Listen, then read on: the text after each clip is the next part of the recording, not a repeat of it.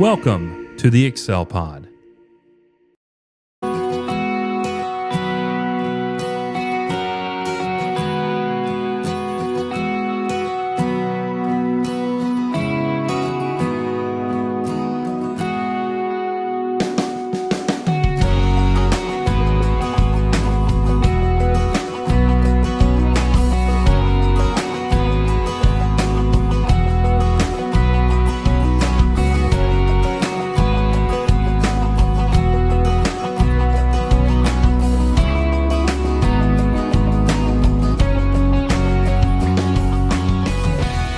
Welcome to the Untied podcast, where we unravel the knots of life with faith, wisdom, and encouragement, because together we're here to untie from tradition and embrace truth through powerful Bible teaching. My name is Garrett Bernethy. I'm one of the hosts of this show, along with my very good friend Corey Sawyers, who is coming to us from Virginia this morning. And West Virginia this morning, and doing some good work over there. I'm sure we'll talk a little bit about that. And we're looking forward to this part 2 of a study that we started last week over anger and lust in Matthew chapter 5. This week will be in 27, and we'll see how far we get as we think about these different contrasts within the Sermon on the Mount. This has been a great study for, I could say a great study for me. I've enjoyed the conversation, the study that we've had together, Corey. And we hope that you have too, as we have gone through this. We just pray that you've been edified by this and challenged and been able to look at Scripture in a wonderful way that will help you grow in your daily walk. So we're just grateful to have this opportunity to share these conversations with you. And so thank you for joining us. As always, we hope that you will like, share, follow, and subscribe. Help this podcast to grow so that it can reach more and more people, not only in the U.S., but also around the world. It's funny how all that connects and how much it can spread very quickly. And your help would be greatly appreciated as we share these wonderful things. And so, as always, let's go ahead and get started, Corey. What's been cooking, man? Well, as you said, we're in West Virginia. It's almost heaven. Some mountain mamas and all that, but we are, I'm actually in Charleston, West Virginia today, not to be confused with Charleston, South Carolina, where everybody goes for vacations. Charleston, West Virginia is the capital of West Virginia, but the Danville Church of Christ, which is about maybe 25 minutes or so, kind of southwest of, we're actually down in the southwest corner of West Virginia, not very far from the Kentucky line, but we're in the Danville congregation. We're doing an evangelism seminar this week, trying to share maybe some thoughts about how to be better at, more effective at sharing Jesus with others. And so, we think about evangelism. I think what we usually think of is mission trips or door knocking campaigns, or, do you have the right method or study or whatever? And what we're trying to see from a biblical model of that is more about building relationships, being a witness for Jesus, going deeper, turning physical conversations into spiritual conversations, those kinds of things. And so it's been very encouraging for me. It was a good study for me to put the 6 lessons together on evangelism, and it's been an encouraging week. Everyone has been very, very kind and very complimentary, and seem to be taking in everything very well, and have had a lot of people make comments like, you're right, this is something I can do. And that's what hopefully they get out of this, is that evangelism is something that everyone can do and everyone should be doing. So, yeah. Well, that's always the big questions. Can I do this? There's always a lot of fear with it, rejection, all that kind of stuff. But like you said, I think that we have a wrong understanding of what evangelism should be, or is, and I don't know what to attribute that to. There's been a lot of great work that has been done throughout the years, but I think it's created for the sake of the title of our podcast, a traditional mindset that the only way that you can evangelize is to knock on a door, and that's just simply not the case. Not that that's bad. That's certainly not a bad practice. But there's so many different ways that we can reach out to our communities, reach out to, we think about just the work of Excel Still More as a whole, or this podcast, we're able to do this and reach different countries. And what that looks like, I don't know, but that's all truly in one way or another a form of evangelistic effort, as we're able to teach in a lot of areas. But I think you hit it on the head. The idea of relationships and building all that together really is a great model. Probably is the model. Yeah, and just being, we don't change the message, but like you were talking about with door knocking, is that the most effective route for our culture? Maybe in times past or in other places, maybe different places it is or it is not. But one of the things that we've talked about, even Jesus, like Jesus handled Nicodemus in John 3 differently than he did the Samaritan woman at the well in John chapter 4. Sure. He handled the rich young ruler differently than he did Zacchaeus. So Jesus didn't even use the same method every time. He adapted it in the environment that he was in and with the people that he was with, and that's where it all has to begin, is get to know people and show them that you care. And then hopefully that opens up doors for you to share Jesus with them. But yeah. Anyway, it's been good, I think. And, hopefully one of the preachers last night was talking about, they're from down the road a little bit. And he was saying that, we'll know if I would come back to West Virginia to do something like this for them, because he said, I think our congregation could benefit from this. And so, the material, of course, it's from the Bible, so that's what makes it valuable. But the material is, I think opening up some eyes to, we've like a lot of things, as you said, because of our tradition, we've complicated things more than they really need to be sometimes. So anyway, which we're very good at doing. Yeah. But it's been a good week, and we've got to meet a lot of good people. Of course, the preacher here at the Danville Church of Christ is Brandon Blankenship. Brandon is a Bear Valley graduate and a good friend of mine, and so he and his wife Hannah, they have 3 wonderful children, and they're doing a good work here. And he's a West Virginia born and bred, and so this is all home for him. And so we got to spend a little time with them. We got to stop over in Eastern Kentucky and spend a little time with DeAndre Hensley, who I went to school with at Bear Valley. We were in the same class, and he and his wife Autumn are in Winchester, Kentucky, which is a little bit east of Lexington. That's where DeAndre preaches, and he's doing a good work there. And that's one of the good things about stuff like this, is getting to see people and meet new people, but see people that you don't get to see as often as you'd like. So anyway. Yeah, that's always a good time. Yeah. What a great opportunity to go out and be able to do that. And who knows, this may be a big door to open up for you. I've got some ideas I'll be talking to you about.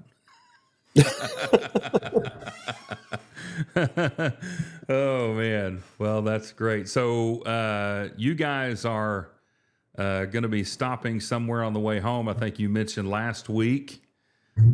Big place for you guys. Home of a certain individual, Andy Griffith. We're not too far from where we're at here, Mount Airy, North Carolina. Of course, when we came up here, went up into Kentucky and across. That was the easiest way from Northwest Tennessee to get here, the fastest way. But going home, we're going to go down to Mount Airy, North Carolina, which is Andy Griffith's hometown. And I don't remember if I said this last week or not, but coming up June is his birthday. June the 1st is his birthday. And he would be 100 years old this year. So Wow. they're planning a big celebration down in Mount Airy for that. But we've been there a couple of times. We went before. We haven't been married but a couple of years. In September they have a big Mayberry Days festival that we went to. We went back in about 20, maybe 16 or 17, in King, North Carolina, which is nearby. I held a gospel meeting down there for them, but we stayed in Mount Airy, and so we've been there a couple times. But there's lots. I mean, you can just imagine everything in the town is so focused on Andy Griffith and Andy Griffith show, and lots of things to do and see there. So we're going to stop by there for a night and see some of that before we travel across Tennessee this time and go back to Martin. So, but anyway, just a little fun side adventure for us there. Well, I don't know how much Melody enjoys it, but I love it, and she at least allows me that time to fulfill my Andy Griffith fantasies. So, well, just a fun fact for you that your own Opie Taylor, Ron Howard, graduated from the University of Oklahoma this year. Tyler King texted me. Yep. So he said I got to see Opie graduate college today. Yep. And I don't know, he's got to be like 72-ish or something by now. Probably. The Andy Griffith show started in 1960, and I want to think he was 6 then, if I'm not mistaken, when the show first started. So he's got to be around 72, 73 years old. So by the time he did something with his life. Yeah, about time. That's right. I would assume it's a doctorate or something that he got, but I saw that, and of course I thought, well, I've got to bring that up to Corey. So yep. And actually, another connect. West Virginia is actually the home state of Don Knotts, who played Barney Fife. And I thought maybe we could go by his hometown, but he's from Morgantown, which is up in the northeast corner of West Virginia, so it would be way out of the way. So, but I don't. But you're in West Virginia when we're traveling down from where we're staying down to Danville. We went by the Little Coal River Bridge and the Little Coal River Road, and then we went down a little bit further and we saw the Hatfield and McCoy Visitor Center. Ooh. And I said, we're definitely in West Virginia. We're in coal country, and the Hatfields and McCoys. So, man, that would be cool to see. Yeah, I think we're going to try to go by it tomorrow afternoon and look around at it. Yeah, that would be very cool. Some of the history there. Yeah. What a famous feud. Yeah. That was terrible. And now they have big, in fact, we had a couple of years ago, there's 2 Robert Hatfield preachers. One preaches at Henderson Church of Christ. Mm-hmm. But the other Robert Hatfield preaches right now in Alabama, but he's a Bear Valley graduate, and he's from Eastern Kentucky. And he, jokingly, I said, "You're not part of the Hatfield McCoys?" And he said, "Actually, I'm a descendant of those Hatfields." And so Tyler and I, at that point, decided we couldn't recruit a McCoy to come to Bear Valley for the next 2 years while Robert was there. But, yeah. Anyway, but Robert has been to the big reunion that they have with all the Hatfield and McCoy descendants, and but anyway, he's told me a whole lot about the history of the feud and the area. He was, like I said, he's from Eastern Kentucky, and Brandon was from West Virginia, so I got to hear quite a bit about the history around of what all went on with all of that through them. But of course, I like history. But I really like local American history, Tennessee history, local history that, how it affects us, I guess maybe a little bit more specifically. But, yeah. Every time we go to get a chance to do a gospel meeting or something like that, Melody, again, she's not a big history buff, but she goes along with me, and I love learning about that kind of stuff, the local history around in an area, and if I can work it into sermons, then it kind of connects with people because it's what they're familiar with, but also shows them that, hey, he's actually studied the history here to know a few things. But anyway, yeah, I'm the same but way. particularly when it's something as famous as the Hatfield-McCoy feud, Mm-hmm. Yeah, I've seen documentaries on that. I watched the series that was done with it. Of course, anybody, if you're Kevin Costner. Yeah, definitely deserves something to take out the stuff in it. Clear Play or VidAngel. I don't know if it's on VidAngel. It's been several years. I've only seen that series once, but if that really did anything justice, my goodness, what a crazy feud. And like most feuds over really nothing. Yeah. Tying all this together, there's an Andy Griffith episode where you've got two families that are feuding. And there's a point in which Andy is trying to figure out what's going on. And it's kind of a take off the Hatfield-McCoys and Romeo and Juliet and some of those kind of things. But he goes and there's the two fathers of the families that are, kind of heading up what's going on with the feud between the two families. He goes to talk to both of them to try to figure out what's going on with them. And it's the Wakefields and the Carters, I think it is. But he goes to Mr. Carter's and he's like, so tell me why you're feuding. And he said, because we're shooting at one another. And he said, but why are you shooting at one another? And he said, because they're Wakefields. And he said, but why are you shooting at the Wakefields? And he said, because we're feuding with each other. He said, but why are you feuding with each other? He said, because we're shooting at one another. And he says, but why are you feuding and shooting at each other? And he said, because they're a Wakefield. And Andy goes, oh. And then he says, I now know why Friar Tuck had so much trouble when talking about Romeo and Juliet. So, that's kind of the deal. You get to fighting and fussing, and you don't even know why you're fussing and fighting anymore. You're just fussing and fighting because you're fussing and fighting. And it's funny when it's on the Andy Griffith Show, but it's not so funny when it's real life or in the church. And it's everywhere. Yeah. It's everywhere. I guarantee you can walk into every church building that has had some kind of division in the past. Nothing recent, they'll know then, but if it's been a little while, they may have a feeling toward the other congregation or to this family or to that person, and they really don't know why. It's just there. Yep. It's just there. Yep. Sad deal. But,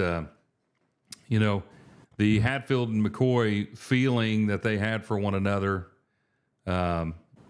is a lot. It's not the same at all, but it is very close to kind of how the feud is between Jesus and the Pharisees. Of course, that's one-sided, by the way.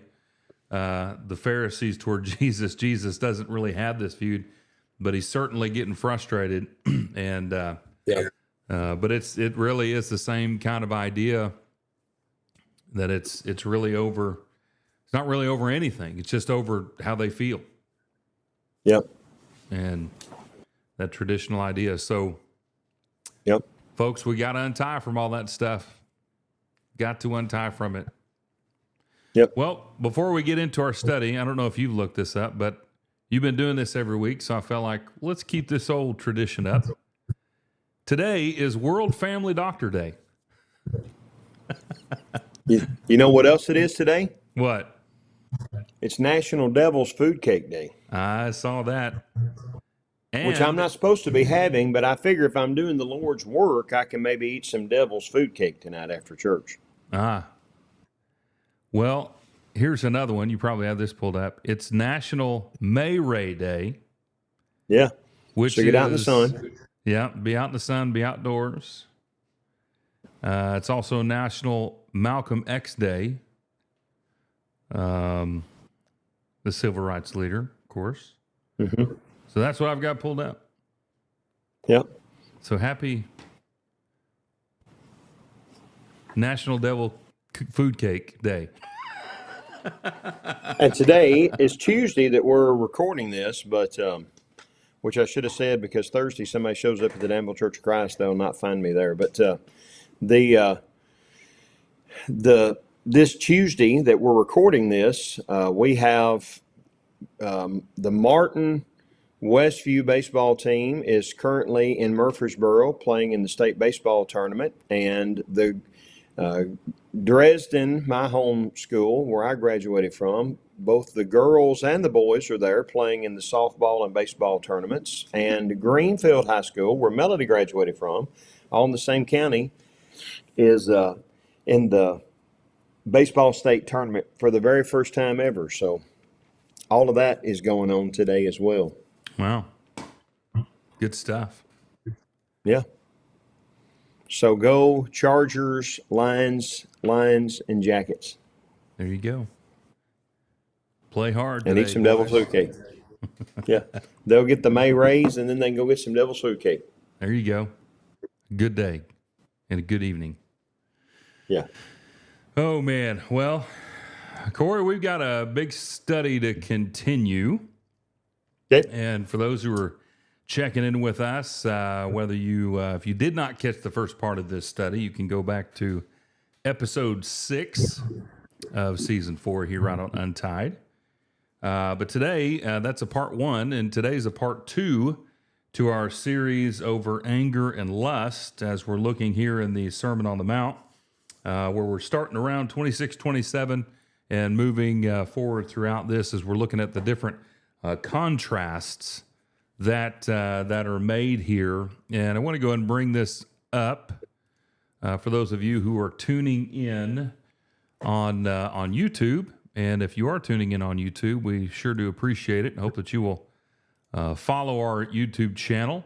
That, of course, helps us. And, of course, we hope that you'll follow the podcast as well. We're on pretty much everything, so do that for us. But we have we went through last week and highlighted 2 very important phrases that are found all throughout here.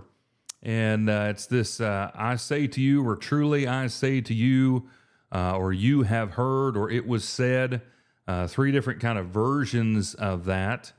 And so Jesus is making this argument about that is going against everything that the rabbis have been teaching, the Mishnah has been teaching, the different things that have been going on for quite a while at this point, as the Sanhedrin has built over this 400-year period. And so they've come to this point in their ministry and their rule or whatever. It's probably more of a rule than it is anything. I know in my study in the Gospel of Mark, that's kind of one thing that has jumped out, that the Sanhedrin, the scribes and the Pharisees mainly, what's been talked about up front, that they've kind of taken over the kingdom, if you will. They've taken over the hearts and minds of the people. They have been, really working on them and holding them to a standard, if you will, of their traditional thought, their traditional teaching. And when Jesus comes into the picture, he's now calling them out on all of their teachings and their thoughts and things like that. And so that really plays an important part to this phrase, you have heard, but I say. You have heard, but I say. Well, the things that they have heard are the things that have been taught from other rabbis, from their own writings, but not from the scriptures. They're based on those things. And now he's saying with authority, but I say to you. And so we talked a lot about that in our last podcast, and that really is laying out the foundation for the rest of chapter 5, as we're going to see that. And if you're looking at this, you're going to see this all throughout the rest of the chapter. And I highly encourage you, if you've got your Bible open or taking notes or whatever you're doing, to get in there and highlight that, because it'll really begin to lay out some good stuff for you. So, Corey, where do we want to start here I know we made it through, I believe, verse 26. So I think we're in 27, starting with this second contrast. Yeah, the first one was anger, and now the second one in verses 27 through 32 is adultery or lust, whichever you want to call it. The you have heard it said, but I say unto you there in verse 27, 28, you've heard that it was said, you shall not commit adultery, but I say to you that everyone who looks at a woman with lustful intent has already committed adultery with her in his heart. And so, again, we've talked about last week and previous how that the Pharisees had kind of expanded or twisted or changed what God had taught in the old law. What they had basically had kind of relaxed the law. You can look, you can lust, but you can't touch, which would be adultery. And again, Jesus is calling us to a higher level of spirituality.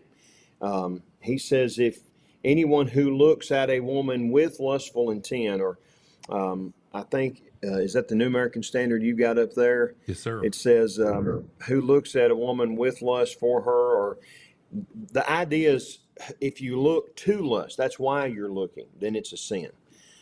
So the point that he's making is no one really typically, maybe there's some exceptions, but no one typically, like we talked about last week, they don't get up in the morning and say, well, I'm going to commit murder out of the blue. There's something that's led to that. And same with this. How many get up in the morning intending to commit adultery?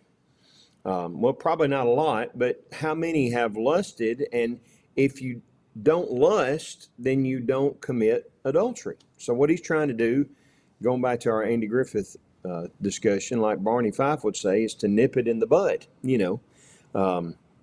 Job 31 and verse 1, I made a covenant with my eyes that I would not look upon any young woman.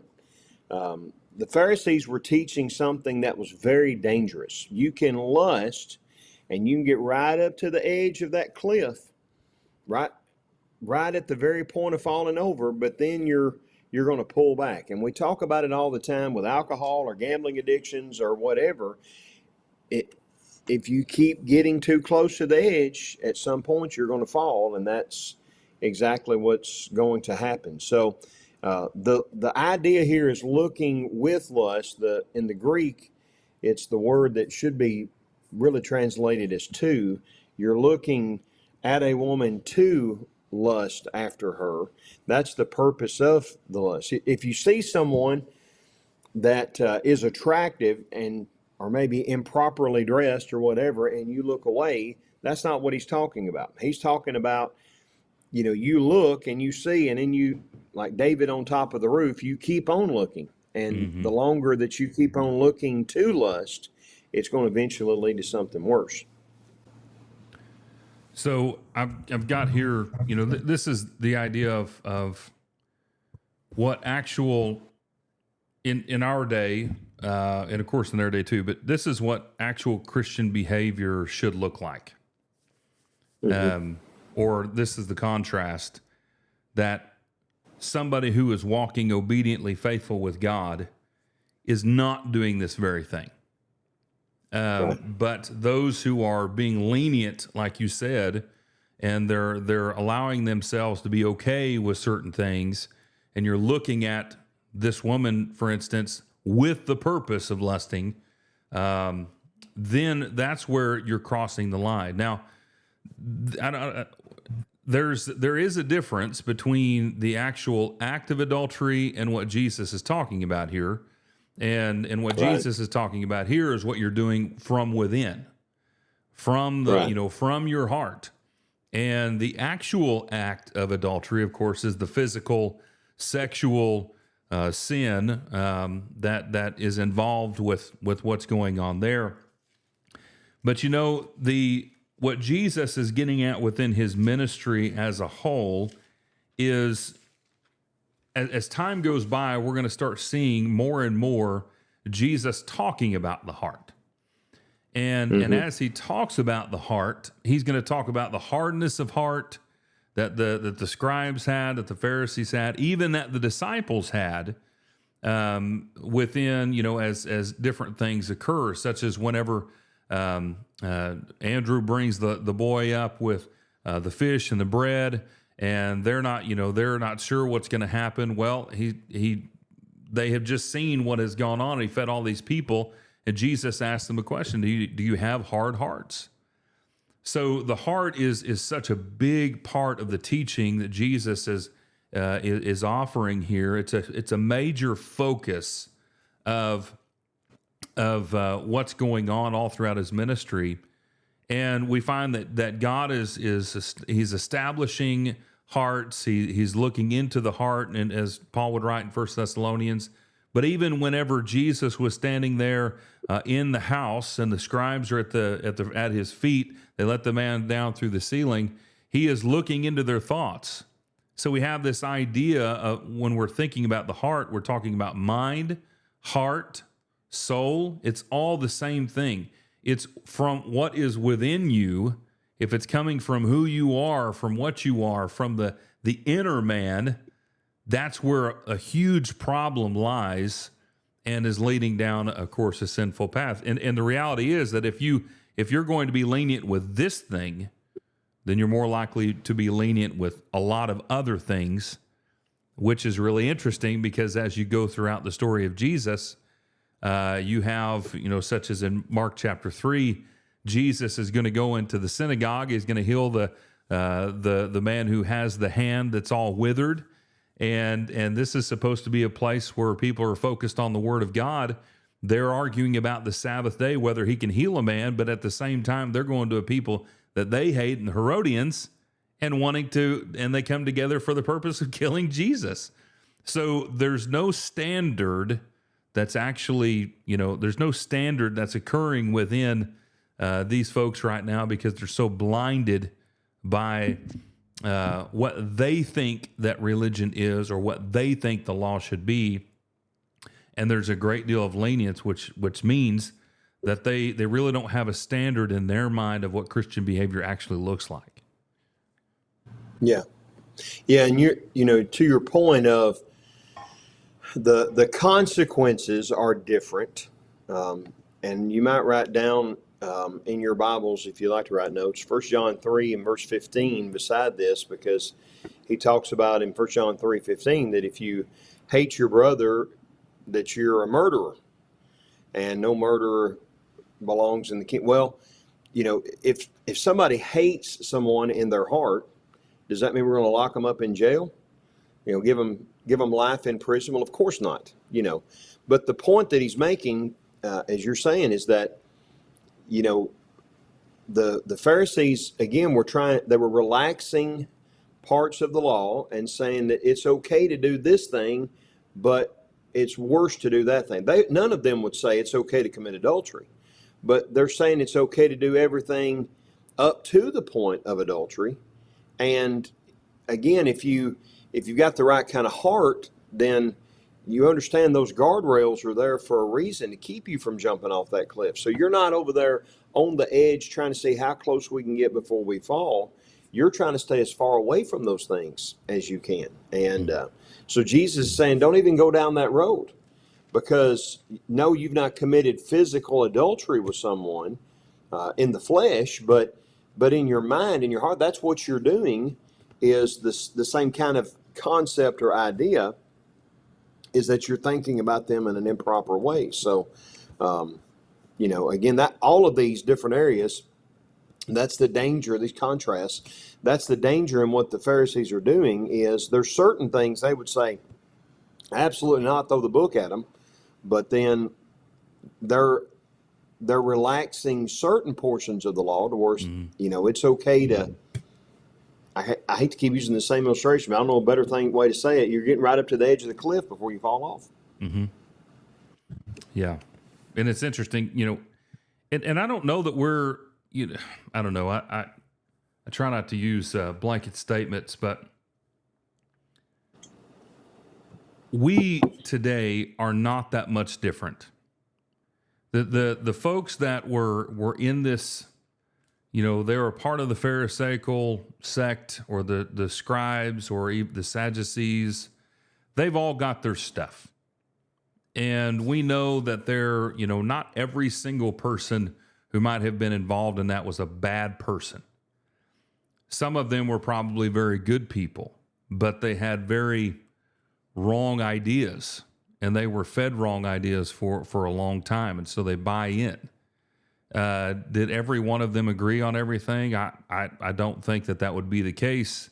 That's never been the case in human history, that everybody just agrees on something. So for us to look at them and say, this is you and you're not like anybody else, would not be fair. Because right. I guarantee you that you and me and everybody listening to this and everybody that has the ability, the opportunity to take on the same type of mindset as the Pharisees and scribes did. And here's a good example of this, that Jesus is talking about adultery and lusting after a woman, or really anything, but from the heart. Well, they're being okay with that, like we've been talking about. But John 8 and verse 4 shows us with the adulterous woman that they're not okay with the physical act of adultery. So there's a line they're saying, we're not going to cross this line. And of course, even in that instance, they weren't even following the law as a whole, because they only brought her to Jesus and not the guy that she was with. So there are certain parts that we're picking out, and we're saying we're going to hold these as as actual truth and command and law, and this is it. But everything surrounding it, I don't know that that's really, quote unquote, as important as we think that it is. So we can be the same way. When we talk about adultery, we talk about lying, we talk about, anything, you lay a topic on it, there's going to be a standard law, truth, idea, whatever that people hold that they're not going to move on, but there's going to be something around that they're like, well, but that's okay. So we've got to be careful about that. Because like you said, coming up to the cliff, or, we're coming pretty close to jumping off, but, so the idea of leniency is a real thing. And I think that human beings have a tendency to be okay with that. And we justify certain actions. I'm not exempt from that, but we justify certain actions because either I've done it, or somebody that I love has done it, or maybe my congregation is okay with it, or, so-and-so, and you go on down the list, and then we begin to justify that behavior based on who's involved with the action and how we feel about that person or those people. And so getting into marriage and divorce and remarriage here shortly, we hit that all over the place. And we change our beliefs on MDR all the time based on who we're connected to for that particular teaching. So this is a slippery slope, and we can bash and hate on these guys all that we want, but the reality is we really are not that different when we really get down to it. Yeah, and maybe it's maybe the cliff version of this, and the slippery slope even is a bad way to put it, because that's kind of what they were saying, is that it's not until you go over the cliff to adultery that it's a sin. I've always hated the slippery slope argument, because something could lead to sin doesn't mean that it's sin. Does that make sense? Yeah. If you eat too much, it could lead to gluttony. That doesn't mean that eating is wrong, but like that's what they were saying, is you can, as long as you don't go over the edge to adultery, you're fine. But even the point, what Jesus is saying is even that lusting is sin. And, to maybe put it in our terminology, what we try to do is we'll say stuff like, well, yeah, I'm doing that, but at least I'm not, or I'm not as bad as, that's what they were doing, is saying yeah, it's a sin, but it's not like a bad sin. It's kind of like on A Few Good Men, when we asked if he was in danger, and he said yes. And what's the word he used there? I forget now exactly. Is there any other grave kind? Danger? Is there any other kind? Is this a sin? Yes. Movie. Is it a bad sin? Is there any other kind? it's not that there's okay sins and worse sins, and that's the point. And I think in the next couple of verses here, he really shows that, because he's going to talk about like to the extreme of how far you ought to go to keep from wanting to. My Bible just jumped on me, but wanting to be caught up in these things. So he says, if you look down at verse 29, if your right eye causes you to sin, tear it out and throw it away. It's better you lose one of your members than the whole body be thrown to hell. If your right hand causes you to sin, cut it off and throw it away. It's better that you lose one of your members than the whole body to go to hell. And the right, in ancient times, the right hand and the right eye were considered, in the Jewish way of looking at things, as the two most important body parts. But what Jesus is saying, it's better to lose the dearest things in your life than to lose your soul. And he's going to, at the end of this sermon, he's really going to focus on that. In chapter 16 of Matthew, he's going to focus on that. But he's emphasizing just how far you ought to go to pursue righteousness. Now, he's not, again, this isn't literally. If we're literally pulling out eyes and we're literally cutting off hands, then first of all, that would obviously be a big mess. But worse than that, plucking out your eyes is not going to keep you from sinning in your heart. Now, there's been people over the course of time that have tried to make this literal, but that's not what he's saying. What he's saying is that whatever it takes. We had a student one time at Bear Valley that admitted that he was addicted to pornography, and when he did so, of course, the leadership at the school tries to help individuals when they're in that situation, and one of the things is by you will put covenant eyes on your phone or whatever. And this young man says, well, I don't have a phone.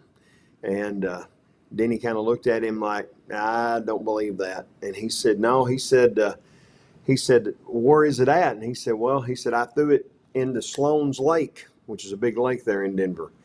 And sure enough, that's what he did, because he said, I know I can't have a phone. I'm just at the point that I realize I can't even have a phone. I can't be trusted with one.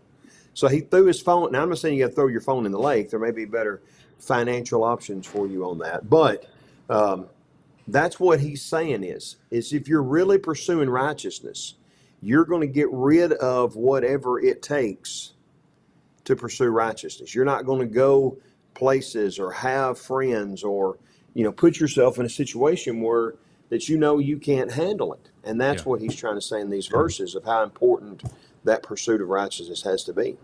Yeah, there's nothing that is worth so much that it gets in the way of heaven for you. Those things, it would be better to just get rid of those things than you hold on to those things like they mean something and be thrown into hell. And I think that is the point. And so, of course, this makes complete sense. We're talking about the inner man and how the inner man is who you are. It really is. Heart, soul, mind. Jesus, talks about strength. It's the inner person. It's who you are, the eternal self, the spirit, the soul of a person. That's what all of that means. And if we're going to love God with all of our heart, with all of our soul, with all of our mind, with all of our strength, then we're giving our whole self to him. And everything's dedicated to him. Well, one of the big warnings, if you will, is in 1 John 2:16, talking about the lust of the eye, the lust of the flesh, and the pride of life. These things are the three major categories that humanity has always had a problem with. I believe that they are the three major tools that Satan has to lead us away from God, because we have always had an issue with lust and pride.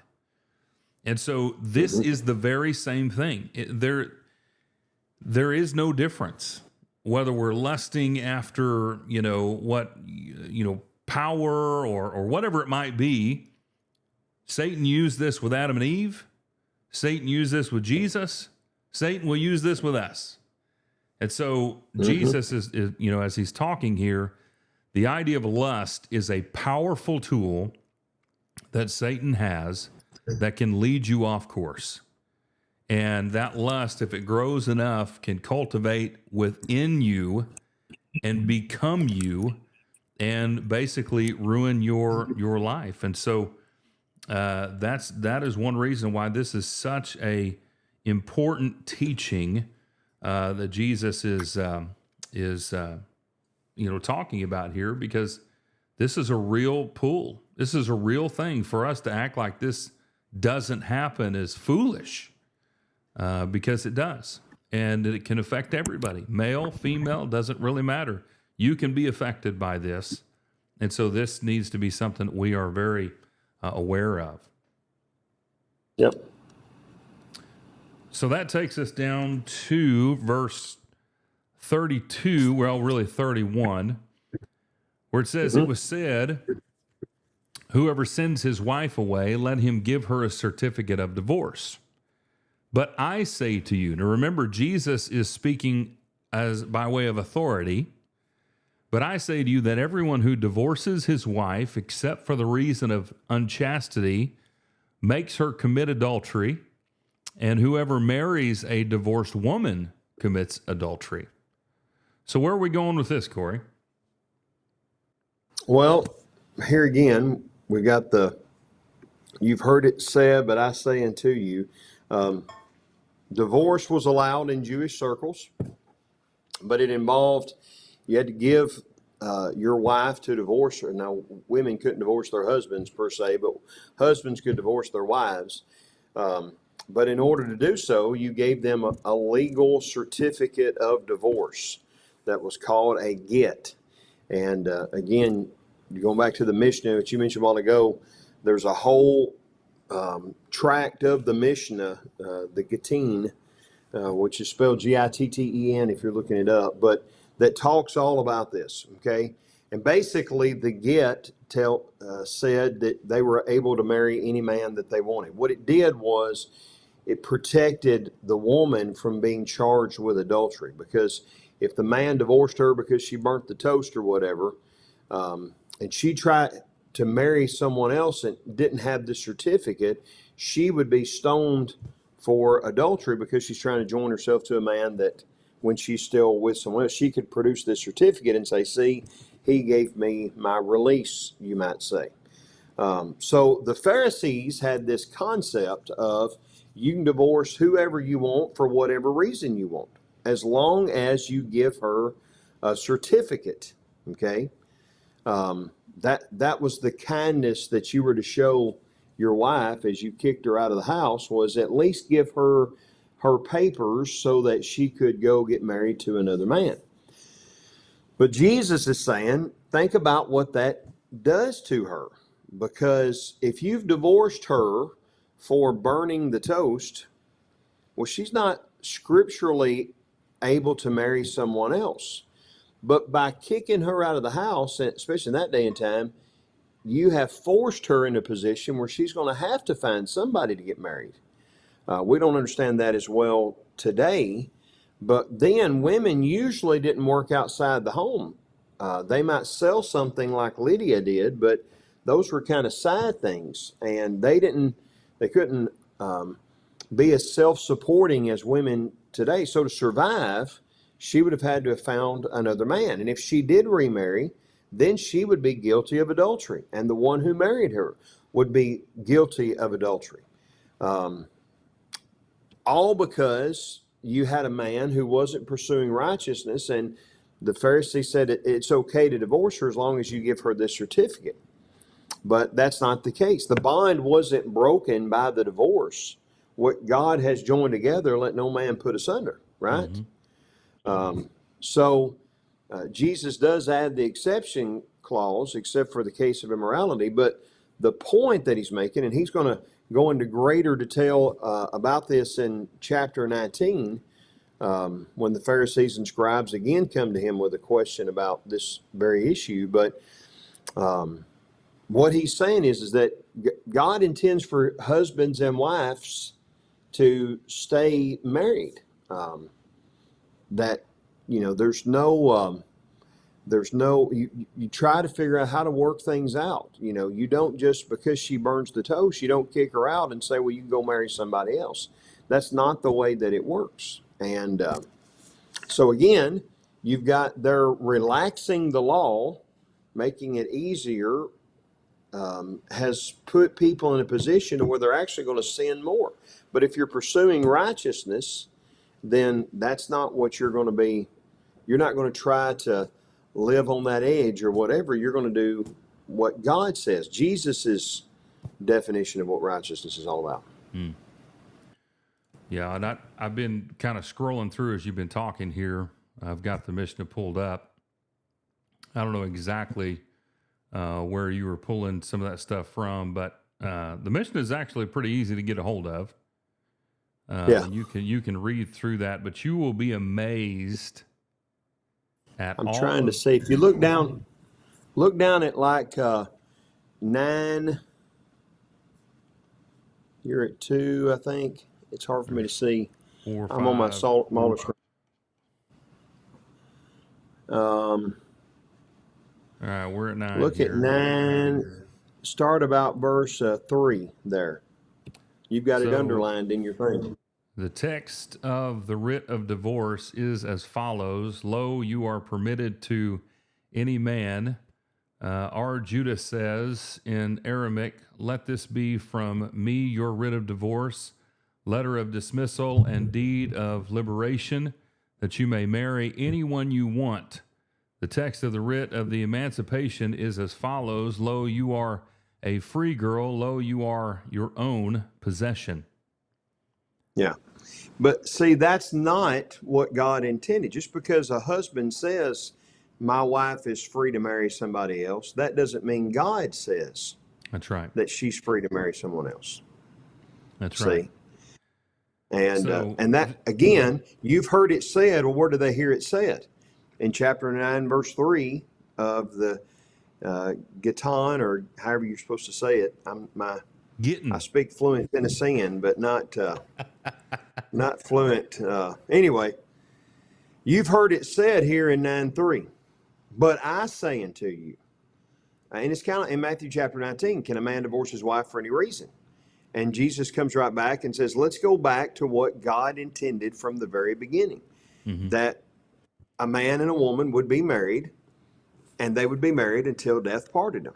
What God has joined together, let no man put asunder. And then, of course, they say, then why did Moses command to give her a certificate?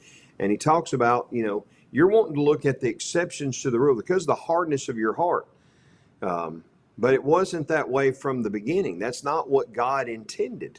Just because God allowed you to follow your own path doesn't mean God approved of your own path, And, we could go on along, as you said, there's so many different opinions that people have tried to put into something like this. It's a controversial, it's not a controversial subject when we read it until we have a personal issue. But maybe I wrote a paper on this text at one point when I was working on my master's, and the reason I did, so I would have something I could just give to people. But one of the things that your interpretation of Matthew 19, 1 through 9, and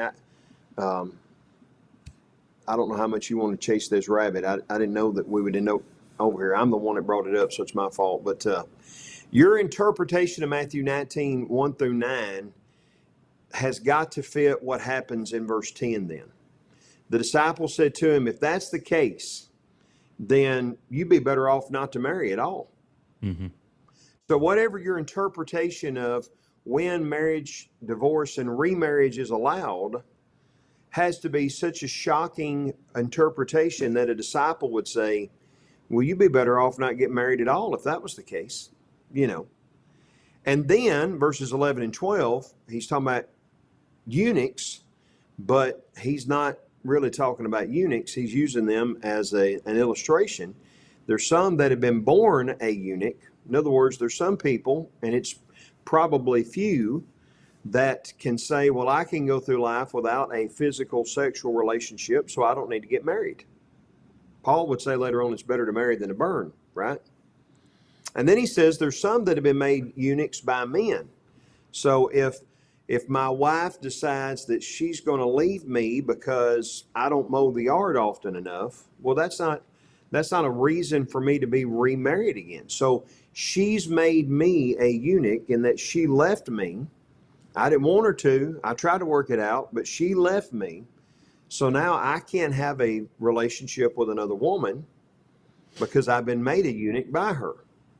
And then there's some that are made eunuchs for the sake of the kingdom of heaven, which means that there's some people, like if I were to cheat on my wife and she divorces me, which she has the right to, then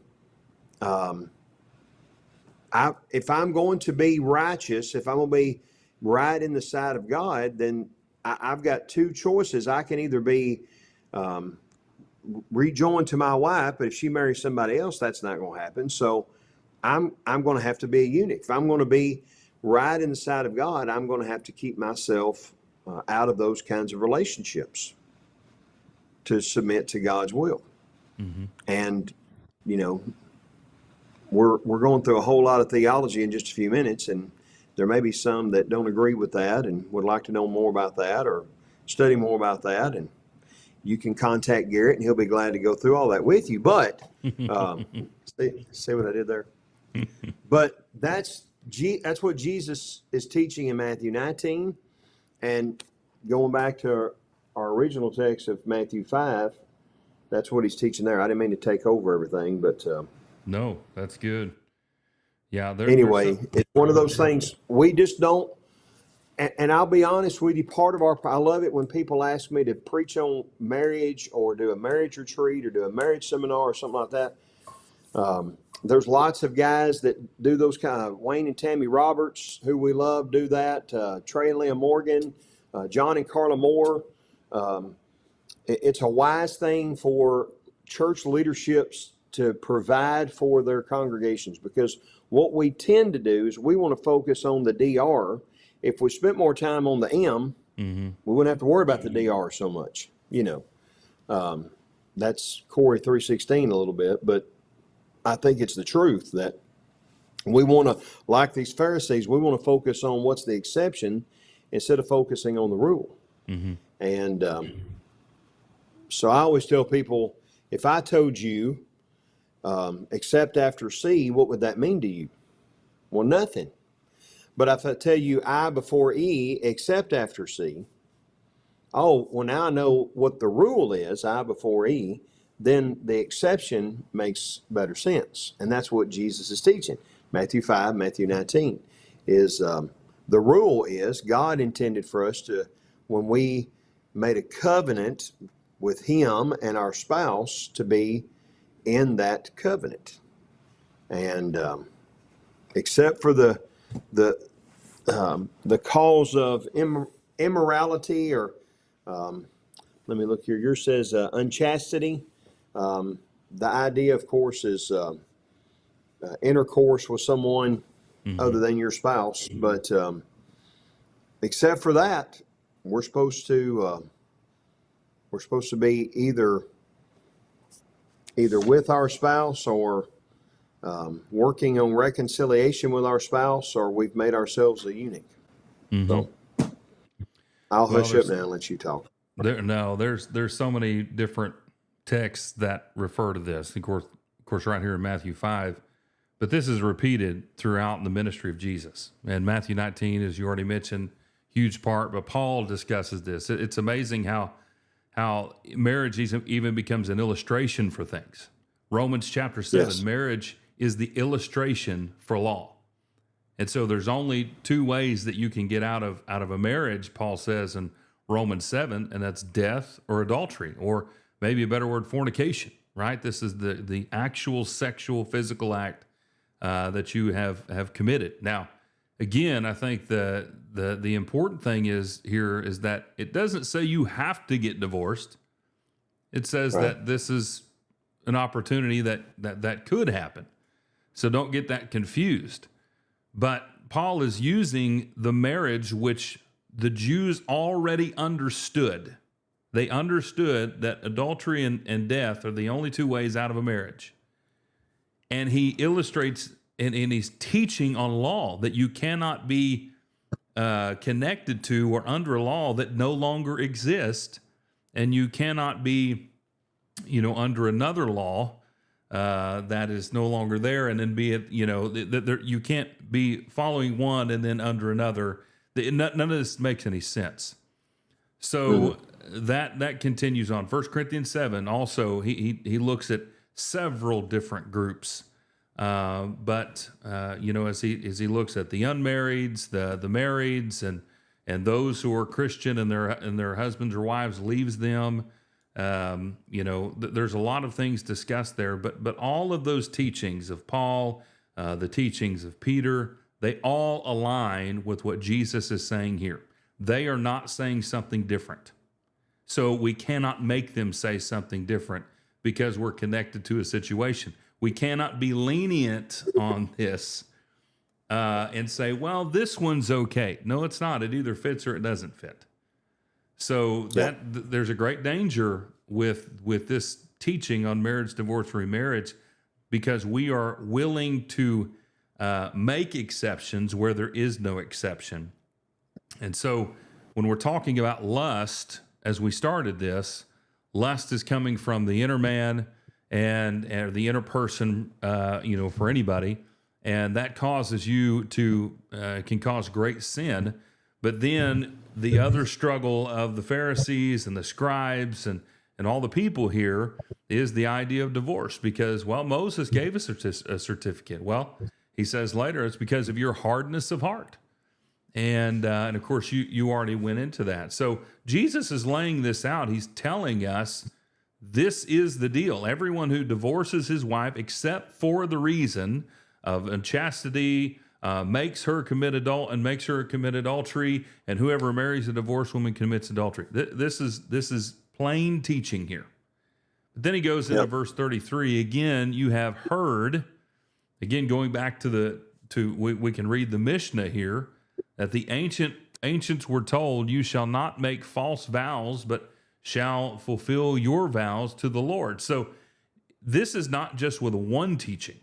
This is with multiple teachings that they have been involved in and of course with. So here's a few other scriptures that just kind of noting them down, and we'll put these in the show notes. We've talked about Job 31 and verse 1, 1 John 3:15, 1 John 2:16, John 8 and verse 4. If you're looking in the Mishnah, we looked at that Gittan or the Oklahoma version Gittin, 9 and 3. But then you have Matthew 19, verse 1 through 10. Those are several places. 1 Corinthians 7, Romans 7, 1 through about 8 or 9. All of those, really correlate to what we've been searching for and looking at today. So you have the popular school of thought, and then you have Jesus's school of thought. And if those do not line up, there's a problem. And there's only one standard. There's only one authority. You can take and the problem ain't with Jesus. The problem is with me. That's right. So, it. And the big difference in Matthew 5 and Matthew 19 is Matthew 5, he's trying to get them not to be so trigger happy and keep divorcing their wives, because you're setting up two sins. The wife sinning by marrying someone else, and the one who marries her, the sin that he commits. Then when you get to Matthew 19, what he's really focusing on is the righteousness that God wants is for there to be one man and one woman for life.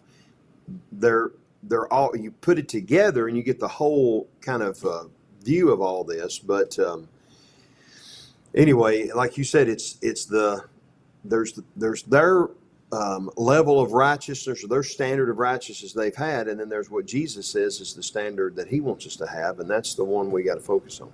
Mm-hmm. And I know it's like I said earlier, when you're studying it in the Bible, it's pretty clear, what is said. The problem comes in when we get personal stories. And usually when you talk about or teach about marriage, divorce, or marriage, well, I've got a cousin's friend who married, and well, take all the personal issues out and just look at what does the text say. Mm-hmm. And that's hard. I get that. But we've got to be, as men and women of God, we've got to be honest with what the text says and God's standard of righteousness rather than, what fits our emotions and what we'd rather's. Yeah.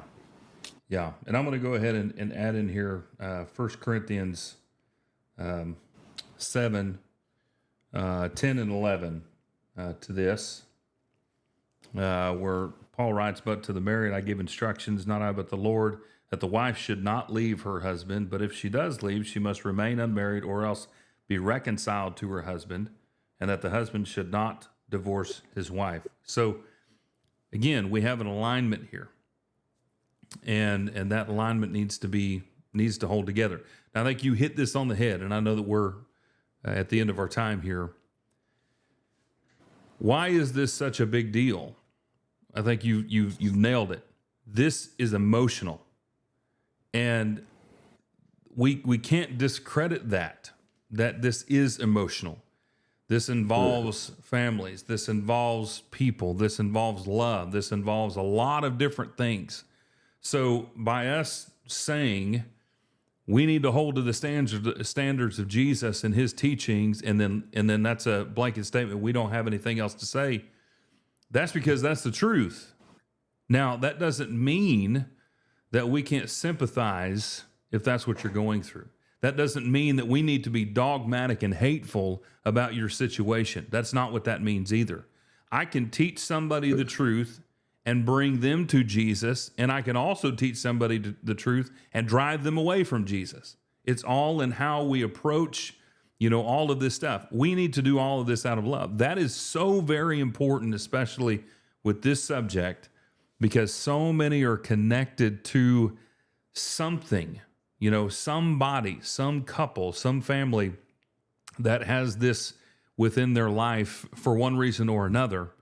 And this also needs to be stated that this is not for the Christian. This is for every person. The institution of marriage was not made for Christians. It was made for humanity. And so this is at the beginning of Jesus's marriage. The gospel is being introduced. He's not talking to Christians here. He's talking to the Pharisees. He's talking to the disciples. He's talking to the people around him. So this is not just for one people. This is for all people. And all people can get into a state, whether it's marriage or, alcoholism or gambling or, whatever it might be, whatever thing that involves lust or pride, we can get ourselves in a deep hole, and it's really hard to get ourselves out of. But it's worth it. It's worth getting yourself out of that situation. It's worth moving forward. Even if you have to change your entire life, it's worth it. So if we look through this from the perspective or the lens of Christ and what he's teaching, then we might be able to see the whole picture. Because if we continue to look at it through our own lens, then again, this whole idea of lenience or exception becomes a reality for us in our heart. And again, like we said earlier, our job is not to make our own rules. Our job is to follow his rules. We may not like all of them. We may not, I would really like to do it this way. That's fine.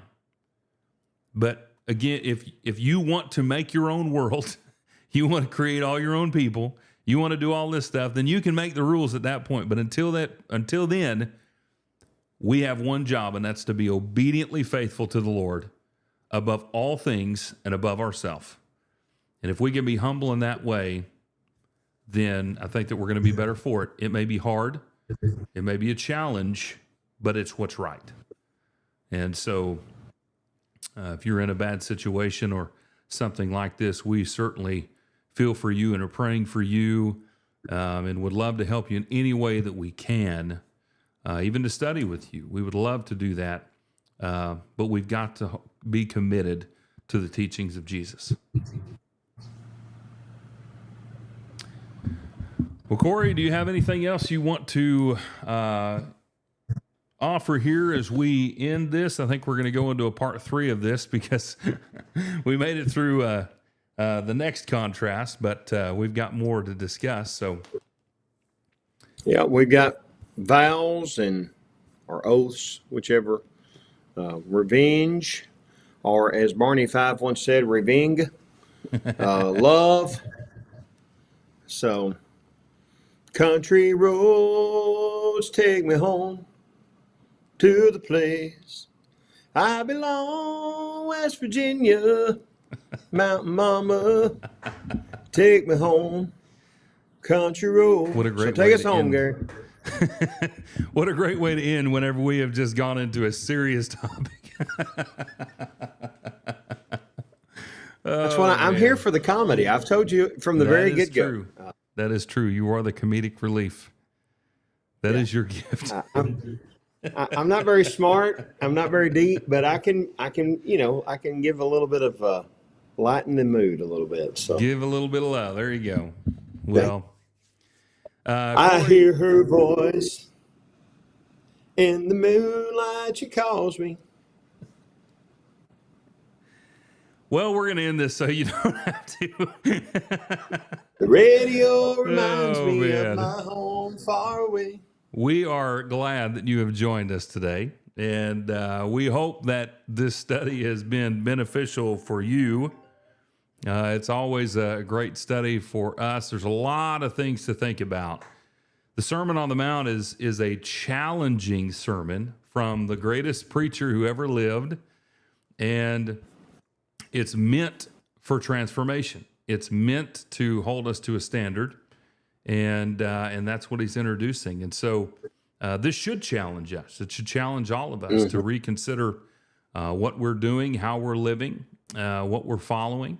And so we hope that our discussion has helped you to also look inwardly to make sure that you, as a follower of Jesus, are doing that very same thing. And that's what Corey and I are trying to do every day as well, is to really ask ourselves, am I walking this path? And to be honest about that. So these are all good questions to ask ourselves as we try to mold ourselves and reflect the light of Jesus to be the salt of the earth, as he has already said earlier within this sermon. So we are so glad that you have joined us today. We hope that you will join us again next week for another episode of the Untied podcast, where we bring you episode 8, where we'll continue on through the Sermon on the Mount and the teachings that Jesus is offering to us. As always, we hope that you will like, share, follow, and subscribe to this podcast.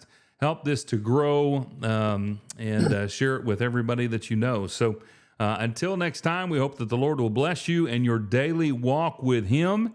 And until next time, stay untied. And driving down the road, I get a feeling that I should have been home yesterday. Yesterday.